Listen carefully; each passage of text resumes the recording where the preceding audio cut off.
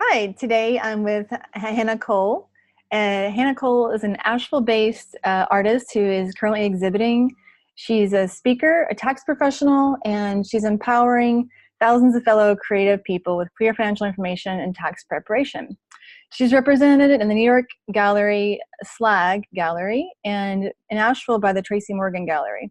You can see her exhibit The Persistence of Weeds on view now through January at the Turchin Center for Visual Art in Boone, North Carolina. You can also read her New Taxes for Artists column at hyperallergic.com, and she's the founder of Sunlight Tax. So I'm so delighted to have Hannah here today. And I would like to start with Hannah telling us about her story as an artist and how she became a tax preparer, because it's not a really common combo. So I'm excited about that. Sure. Thank you so much, Jen, for having me. Absolutely. But it depends on where you start counting. I've sort of been an artist my whole life, or at least I knew I wanted to be an artist my whole life. I got a BA in art history and I got an MFA in painting, and I've been a professional working artist since 2005. And just kind of, I'm a painter. I've made my living from paintings and selling paintings and grants. It's been meager at times, but I was pretty content to live that way until I had my daughter. And when that happened, I had really never considered the economics of having children and how my time would be structured. And once I realized that the only way, because my work takes a lot of concentration, I just could not multitask and have a baby in the studio with me and make good work. I realized that in order to pay for daycare so that I could have studio time, the economics were not going to work in the situation that I had. So I really had to go back to square one and figure out how I was going to make a much better and more sustainable living. So that kind of like living on a shoestring, even though I did it for over a decade, it wasn't going to suffice anymore. Right. So I actually I did a pretty broad survey of kind of what my options were. I actually took a typography course, and I thought I would go down a design route and be typographer, graphic designer. And I worked in a graphic design firm. I also did teaching. As a person with an MFA, I actually taught at Boston University. I had a position as a professor there, teaching painting. But as some people in the fine arts may know, teaching is not the secure profession that it once was. A lot of work is moving to adjunct, and actually people are sort of from one year to the next don't know where, how much money they'll make. And actually it didn't look like a very sustainable or good living to me, if I was being honest. And then, so I tried design. I worked at this design firm in New York City, and where I was living when I had kids. And I started as a project manager because I didn't have enough experience as a designer to do actual design yet. And I started kind of from the project management side, I started realizing that I'm not bad at organizing. And so, okay, so that was information. And then, and I started sort of seeing how the designers there got treated. And every deadline was yesterday, and they got short notice. They were an afterthought. Their pay was basically as low as they would tolerate. Wow. And I just thought, I'm not sure design is looking so great as an alternative. Certainly not so good that it will allow me to have extra time in the studio. Maybe as a full-time job, it would be okay. But I was looking for a way to have time. And so I started getting a little bit more into the project management, running operations stuff, and realizing that the more I learned about that side, the more they'd give me and the more they would increase my pay, because I was taking on work that no one else there wanted to do. So I started learning how to negotiate contracts. I started actually writing contracts, like taking what the lawyer did and kind of modifying it a little bit.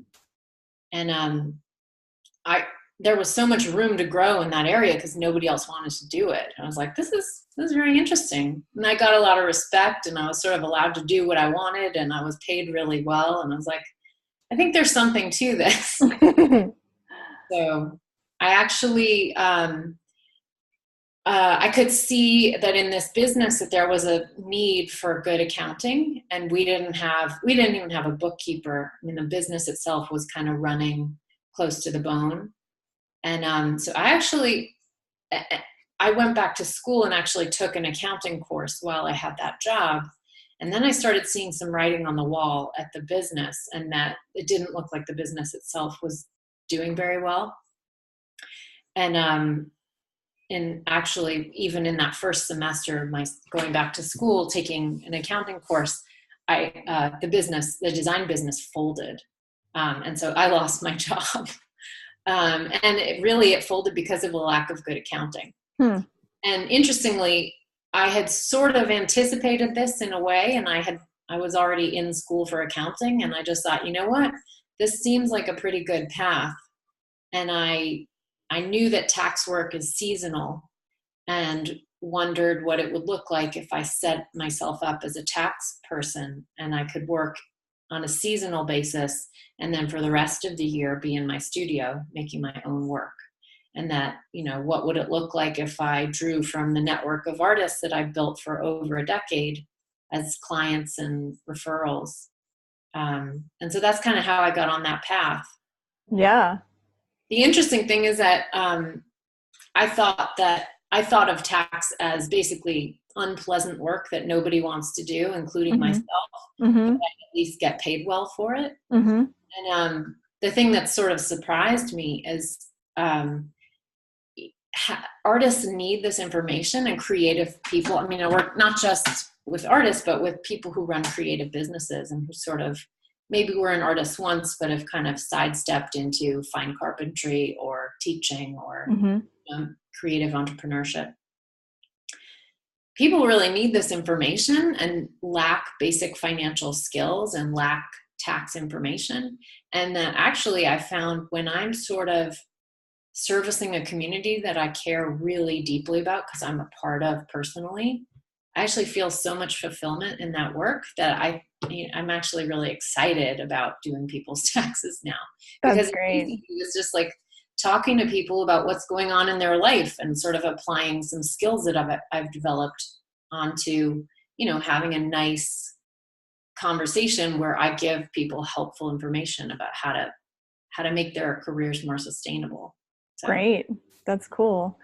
I remember from one of our first conversations that you had said that you felt like when you did hire somebody or you talked to someone about doing your taxes or helping you with your finances as an artist, you felt like people didn't respect you. Is that true? Do you feel like that was your experience? Oh, yes, absolutely. I think you asked me if there was like one experience where I felt put down or disrespected in that way. And I just was thinking about it like, I don't know that I could even nail down one. It was so atmospheric that it was just everywhere. But especially with accountants, it's such a cultural difference. I mean, somebody who goes into accounting is sort of by nature very conservative and risk averse, and somebody who goes into the arts is the opposite. So you're already sort of set up for a clash in that. And there are, kind and empathetic accountants out there, but sort of as a group, empathy is not necessarily their sort of primary quality. And I remember one thing you said that really struck me was that, that if you ever get audited as a business, that you need to have a tax preparer accountant who has your back, because one of the biggest arguments is often that this art form or this work that you're doing is actually a hobby, not a business.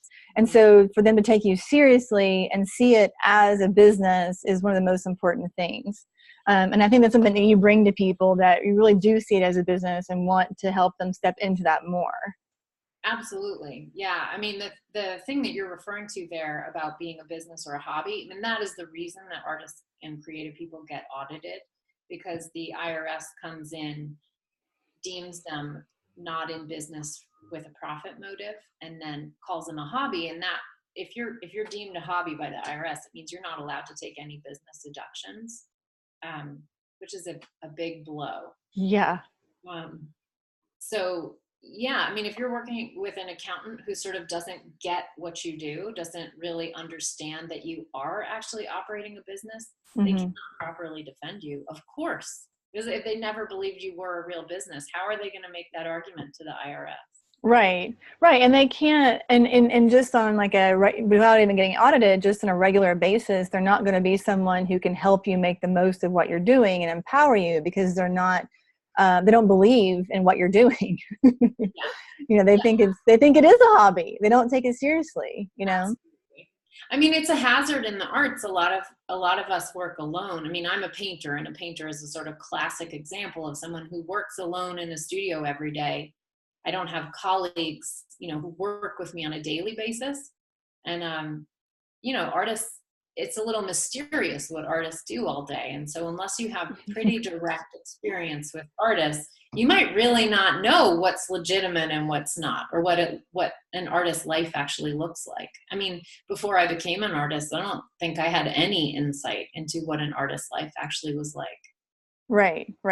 And I think that the distinction between the artist's life and then the artist's life as a business is a distinction I like to make, because a lot of times in my studio, people would come in and be like, "Oh, you get to make jewelry all day and da da da," and I was like, "Yeah, like the percentage of time I spend making jewelry is really small compared to all the things I do for the business and marketing and bookkeeping and networking and all those other things that are a part of actually selling the work, buying materials, like all these things that are not as glorified as actually making the thing."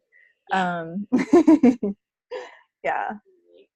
I mean, when I get sort of demeaning comments at cocktail parties, or when I used to sit across from an accountant who didn't understand what I was doing, that was exactly the nature of it. It was like, "Oh, what fun. Sounds like a fun thing to do. You're lucky to do that." I was like, yeah, of course. And I made a leap, and I'm doing a thing I love, and I am lucky. I don't deny that. But you're not you're choosing to see only the brightest possible version of it. Actually, like I work my bum off just trying to market myself, make great SEO on my website, and make contacts with galleries. I mean, it is hard work. Absolutely. Yeah. And that, there's all kinds of things that people have told me, that people have said, including, "Oh, you don't have to work for a living. You're lucky," to an artist, and things like that. I mean, just these perceptions that, that it's not work, that it's not, whatever. I mean, I'm seriously hammering stuff and making jewelry, tell me that's not work, too. Just the art part. Yeah. All right. So, what do you find are the most challenging, things that artists face regarding finances and money from your perspective?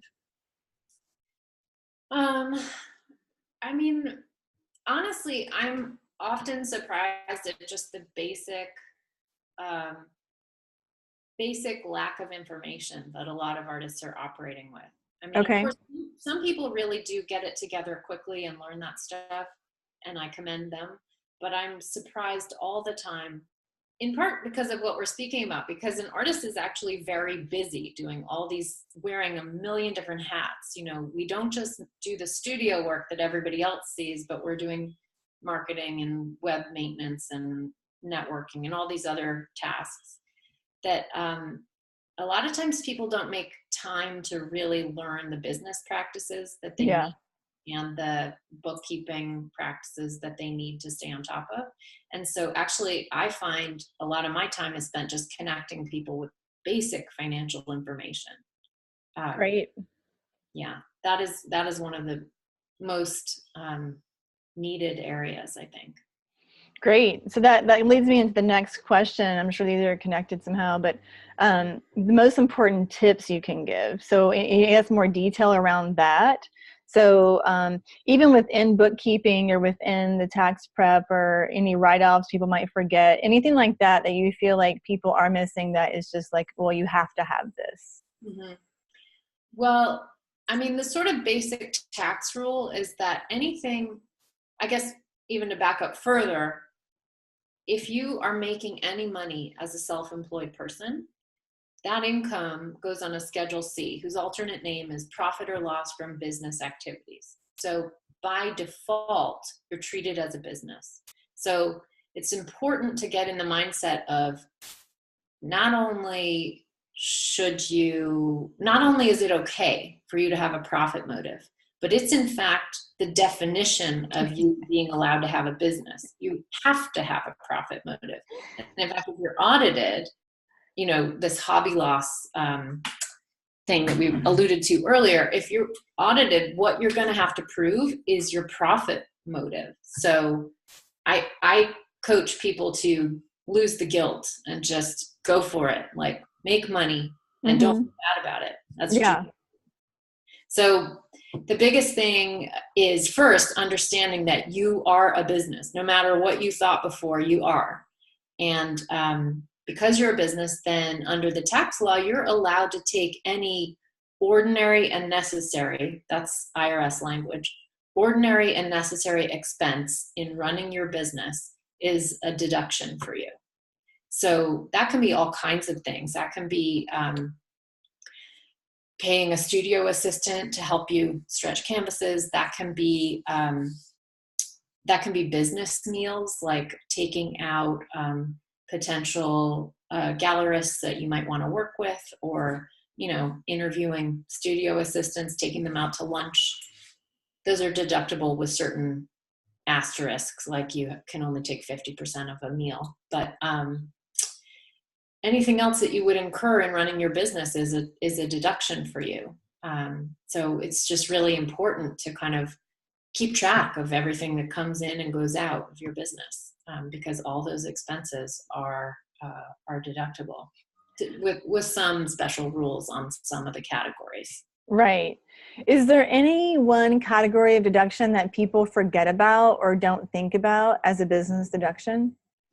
Yeah, I think the biggest one, maybe two. The biggest one is mileage. Your use of your car is tax deductible when you're doing it for business, only when you're doing it for business.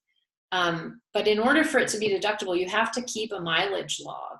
So if you don't track your mileage, you're not taking a business deduction for your mileage. So it's very important. And there's apps that are great out there, like MileIQ is one that I like. And it's really easy. It's just an app on your phone. It uses your GPS. It's like kind of this afternoon, 5 minutes after listening to this podcast or watching the video, you can be on MileIQ and be tracking your miles. And that's, it's a little over 50 cents per mile. So when you take 100-mile trip for a business purpose, to visit a prospect or to visit a site that you might do work on, that's a $50 deduction just right there in one day. Yeah. That's a line item that ends up being thousands of dollars a year for people. So I think absolutely that's very worthwhile. That's a great one. And I was skeptical about MileIQ because I thought, oh, this is going to be complicated. And all you have to do is swipe left or right if it's personal or business. It's super easy. Yeah. So it's really worth it. Yeah. It's, not to plug MileIQ, but there are other ones out there that are fine too. But it'll even track your miles that you drive for charity, for charitable purposes, and those are deductible too. The rate is smaller, but still, or miles that you drive for medical purposes. And most people don't track those because they're so minor. But if you've got the app going in the background all the time, then suddenly you're tracking it and you can take it. So you're saying that you can write off miles for medical expenses? You can. So, what I want to say about medical expenses is generally a youngish, healthy-ish person is not going to get any deduction for medical expenses. There's such a high floor on medical expenses, that you're typically only getting to take them if you have a disaster or if you have Okay. very poor health. Got it. It's not, and sometimes if your income is really, really low, then sometimes your medical expenses in proportion can be high enough that you'll get some credit for it. But I wouldn't go way out of my way to be all over Right. expenses unless you get hit by a car and you have some major, major recovery. That makes sense. Makes total sense. So what, we talked about this a little bit via email, just the idea that people have a resistance to taxes and dealing with numbers and money. And I used to be like the worst. Like my business in California many years ago, I would do my bookkeeping for the previous year in March or April the following year. So it hasn't been that way in almost 10 years, but that's the way I used to do it. I just had such resistance to it. So what do you changed? Thank you. So what do you think about, like, what do you have to bring to people about the perception of taxes and dealing with it and the worth of it? And how can you help people shift their perspective and their relationship with it? Such a good question. I think, if you've ever tried to lose weight, I think the feeling of like stepping on the scale and seeing a number that you don't like. It's just an awful feeling, and people don't want to do it. They don't want to start because they don't want to have to face where they are in this current moment. But reining in your expenses and reforming your life on a financial level is exactly the same. Like, it really stinks to track your spending and see how awful your habits are. But it's necessary to get to a better place. If you can't measure it, you can't change it. So I think anybody who wants to get started should just track what they're spending. Just that simple step. Just look at it. Because a lot of people, like really a lot, and I have a lot of data points to back this up, just don't look. Yeah. You get into very bad problems when you don't look. Yeah. Sorry. No. Yeah, that's a big one. And I, one of my main things for people in the programs I'm creating, I'm talking about this first, is clarity. Like, you have to have clarity, because if you don't know where you are on the map, you can't get clear on where to go and how to get there. And so, but I feel like, just like the weight thing, once you get on a scale and you're like, oh my God, this is clear, this is what this is more than I thought, or whatever, it's motivating. It's like, oh, okay, this is how much I spend on this. This is how much I made. And for me too, I feel like the clarity is a really important, empowering piece, because you get clear on how much you need, how much you want, and you can plan for the future and make things happen by knowing how much you need and actually creating that income at the same time. So it's not only, oh, I need to lose this many pounds, or I need to save this, whatever. It's like, oh, I can actually do this and go there. And now that I know where I'm at, I know what steps to take first. Absolutely. Yeah. And also, you get to set your own priorities. The thing is, you are the one in control. Even if you're not paying attention, you're still in control. You just are ignoring it. But once you're looking and being deliberate and intentional, then you are the one who says what you value, and money, where you spend your money is showing what you value. I mean, when I was in my 20s making a very meager salary at a day job, I ate ramen noodles every night. I really didn't care that I ate well, and I would never eat, and I just scrimped and stayed. I was very, very, very frugal, in part because I have always had a feeling that as an artist, I would probably never make a really big income, and I wanted safety. So I just save, like I squirrel it away like crazy. But then I would quit my job and I would travel in Europe for 3 months, because I want to travel. I'm like, I'm going to not go out to eat, but I'm going to live in France for the summer. Yes. That is exactly what I did. Yes. It's not that you can't do things, it's that you get to pick what's important to you and put your effort and energy and money toward that thing. Absolutely. It gets to decide, and I think it's interesting too, how sometimes people have perceptions of like, oh, that's expensive, or that organic food is expensive, or that plane ticket's expensive. And it's like, oh, but they'll do a mani-pedi every 2 weeks and have cable and a brand new car, which are different values than I have. And so it's interesting because I've been observing this for a long time, and just noticing what my priorities are and what is important to me. And travel is also a big priority to me. And finding that balance, the thing I love about being entrepreneurs though, is that we can always increase our income. We're not stuck in this job. And some people have jobs, that's fine. It's just like, but you have this capacity to grow and to grow your income and to create more of what you want. And to, as you said, like to have control over where the money goes. Totally. Yeah. I mean, the fastest and easiest way to have control is on the spending side. I mean, you can control that today. Mm-hmm. Growing your income side, of course, is very important. That is a longer term, more deliberate, more challenging thing. And of course, I want people to have control over that too. But there's two ends, and the spending one is actually easier. So. Oh yeah, and what I find too is that with clarity, with how much money you're spending and how much money you need, it actually leads to generating income. Because then you're like, okay, I need to make this much more per month if I want to take that trip and do that, and whatever like that. I remember the first time I started doing a budget or spending plan was back in 2008, really. Mm-hmm.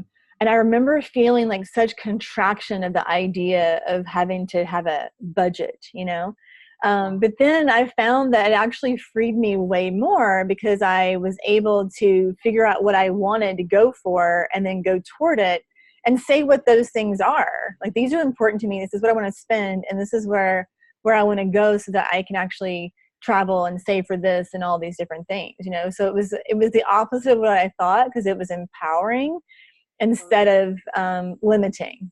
It's counterintuitive.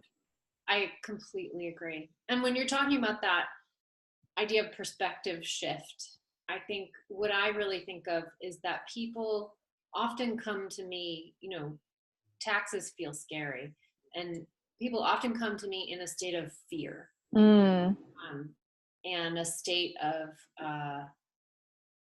confusion and a lack of knowledge.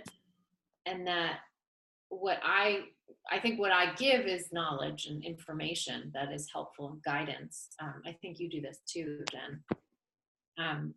But that it's really empowering to kind of just understand the way things are, what the rules are, and once you understand, you can use them. Yes.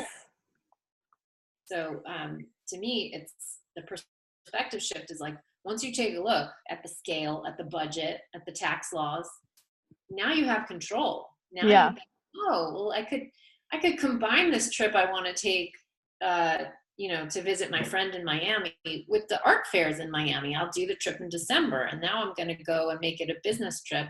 And I know how the expensing works on a business trip. And suddenly you're kind of working it in a way that feels great.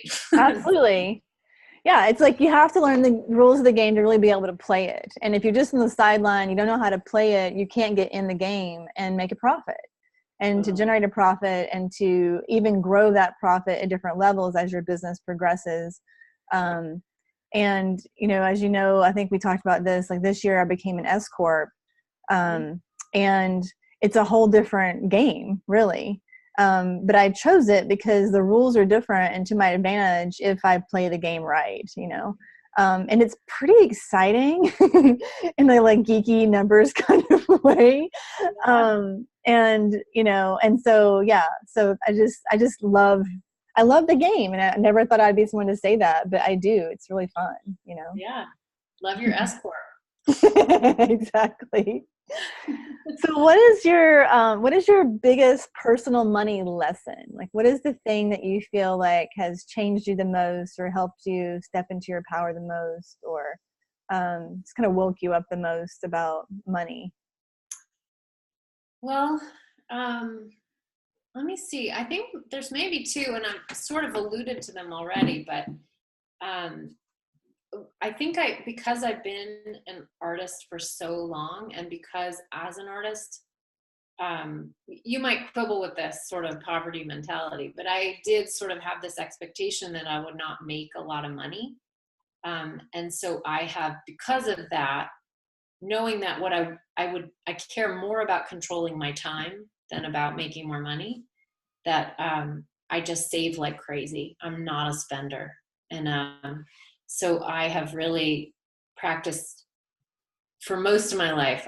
There's a major asterisk there, but for most of my life, practiced really good, like,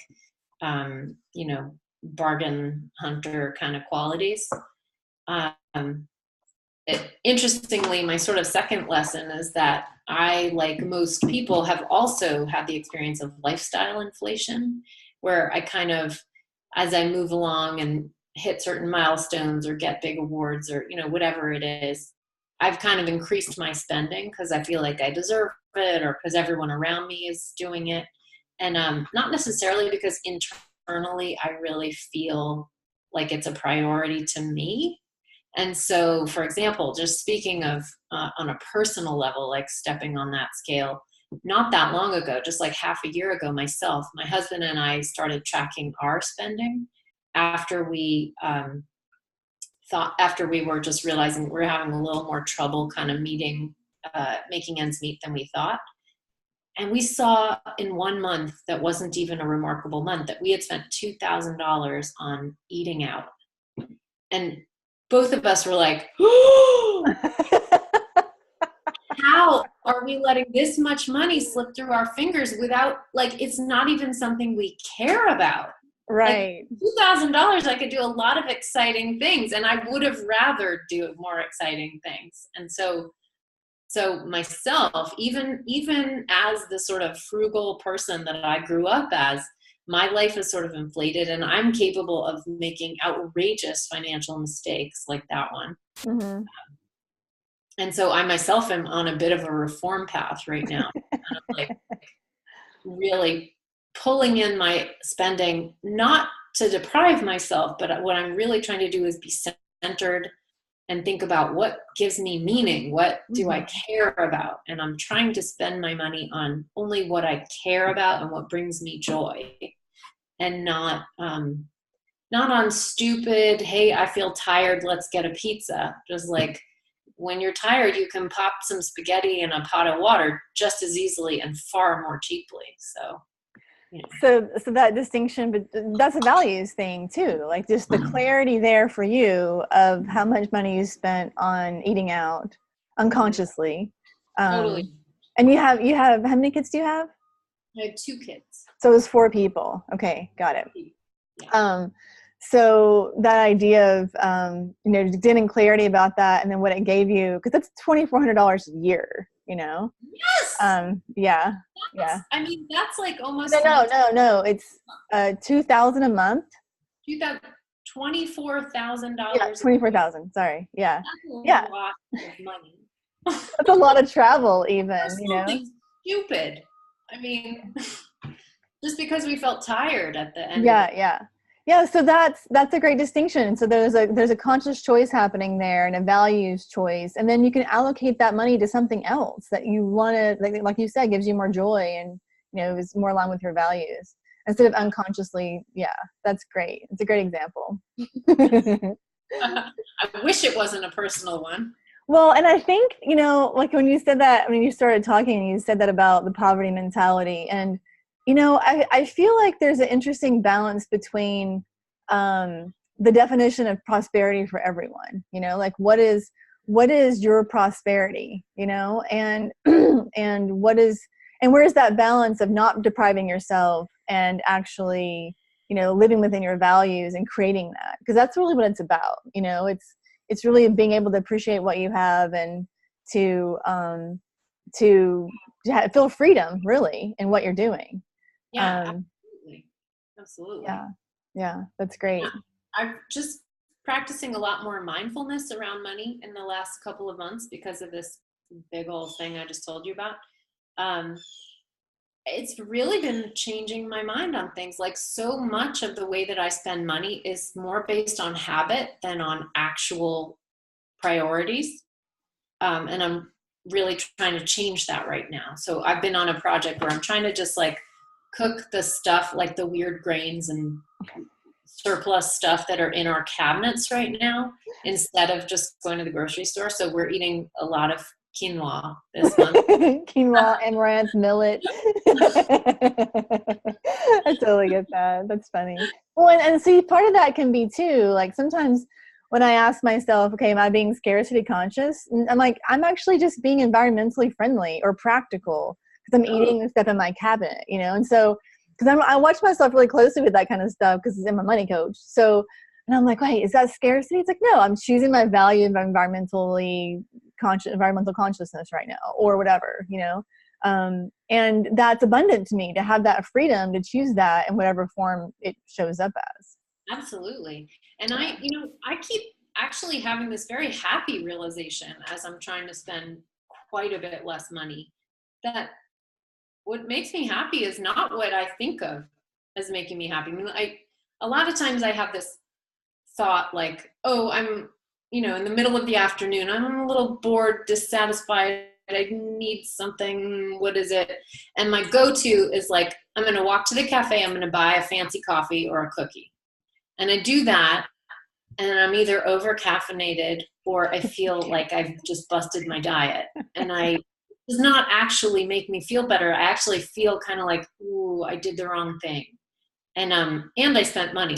And the funny thing is, every time I choose to go for a little short walk, it really like kind of boosts my endorphins and I come back energized and I feel like, oh, I got a new idea. Oh, cool. Or sometimes I call a friend and talk while I'm walking. So I Yeah. also have this social engagement. I'm like, oh, my friend, I haven't talked to her. And I come back so happy. And I think going for a walk is free. And I literally always feel better when I do it, Mm-hmm. instead Mm-hmm. of like Mm-hmm. buying a $4 latte. And so actually that hasn't been a sacrifice at all. It's actually made me realize that this free thing makes me far happier. So it sounds like the clarity of the how much money you're spending on what has, there's a phrase I've heard before that says clarity leads to freedom, and what you're saying is exactly that, because it sounds like you're saying like the clarity that you have around these decisions you're making helps you get in touch with your values and live from them more freely and more in control of them. Yeah. Absolutely. That's brilliant. Beautiful. Great. This is awesome. Thank you so much for being here. And I'm curious to learn about what you're excited about in your businesses moving forward, like in your art and your tax business. Like what's going on there, and what are you moving forward with? And then who do you like to work with your tax business? Sure. Well, what's interesting is I think actually with my art business and my tax business, it's almost the same answer. Um, I went into the arts because I love art, but the thing that's kind of grabbed me that I never expected was the community. You know, Mm, as an artist, especially one who works alone, my community is something I have built piece by piece entirely on my own. Because I never have had an office to walk into where there's a pre-built culture for me. yeah. Over my decades, I've realized how strong my artist network is and how fulfilling it is to have that shared community. And my tax business is fulfilling for exactly the same reason, because I'm servicing this community that I love, and it's the same community. So I guess, the thing that I've been really excited about just this week is some projects I have brewing with doing interviews with other artists, actually about kind of entrepreneurship in the arts. And because I feel like it's kind of an empowering area. And, whenever I make connections with people in the creative world, I just feel happy. It's like kind of makes me feel good about life. Great. So that is So connection exciting. and community. Definitely. Yeah. Beautiful. Getting excited about the cool work that other people are doing, working on collaborations with people, just like Mm-hmm. engaging with other people makes me feel Mm-hmm. happy. That's great. Great. Yeah. Thank you. And Yeah. then if you were to like hone in on who your ideal client is, who you most like helping, how would you describe that person? I think the person that I most like helping is, well, typically a person who considers themselves an artist, although that doesn't always present in a sort of pure form. Like a lot of times this person has sort of made a shift from being an artist or craftsperson to something kind of slightly different but related, like design work, or sometimes even software engineering, fine carpentry, teaching, lots of, and entrepreneurship, I think, is even the most exciting. But just working with creative people who, I just like showing them how much I respect what they do and know that they're smart, even though they might not know business terminology. Right. And so it's just that creative person who kind of feels like they would like a little more information than they've been given in the past. Right. That's what I really like to work with. And from an empowering perspective. Yeah. That's Absolutely. supportive. That's great. And Great. I don't advertise the fact that I work with a lot of women, but it does tie into that. It does, like, maybe 3/4 of my clients are women, and I think that's for a good reason. I think a lot of times women have maybe grew up in a way or were taught by an older generation that maybe to have a little bit of a disempowered attitude towards money. And I do find that people find themselves attracted to me at a point where they want to get power. Like they want to kind of take control again, and they want to learn what the rules are so that they can do it themselves. And that certainly applies to men too. And I would never turn away. I have clients I adore who are men who are in exactly the same boat, but a lot of times that is women. So. Great. That's a great distinction. Great. Thank you so much for being in this interview, Hannah. I really appreciate it. I love learning more about you. And I will share so her business is Sunlight Tax. What's your website? Sunlighttax.com. Great. And Hannah Cole. Thank you so much, Hannah. I appreciate it. Thank you. I love what you do. Thank you so much for interviewing me. My pleasure.